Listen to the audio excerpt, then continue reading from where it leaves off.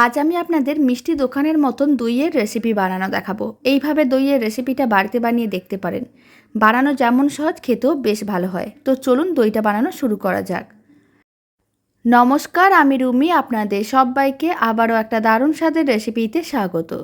প্রথমে আমি নিয়ে নিলাম হাফ লিটার দুধ। দুধটাকে গরম করে নিতে হবে। ফ্লেমটা মিডিয়াম টু হাইতেই আছে।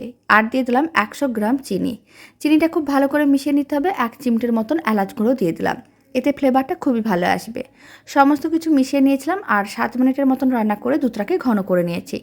তারপরে ফ্লেমটা অফ করে ঠান্ডা করে নিয়েছিলাম। এখন 4 চামচের মতন দিয়ে দিলাম টক দই। টক দইটাও খুব ভালো করে মিশিয়ে নিতে হবে। মিশ্রণটা রেডি হয়ে গেছে। এবার আমি এরকমই প্লাস্টিকের কাপ নিয়েছি আর দইয়ের মিশ্রণটা দিয়ে দিলাম। অ্যালুমিনিয়াম ফয়েল দিয়ে ভালো করে কভার করে নিতে হবে। তারপরে 5 ঘন্টা এইভাবে রেখে দিতে হবে। আর 1 ঘন্টা ফ্রিজে রেখে ঠান্ডা করে নিয়েছিলাম। দারুণ স্বাদের দইটা একেবারেই রেডি।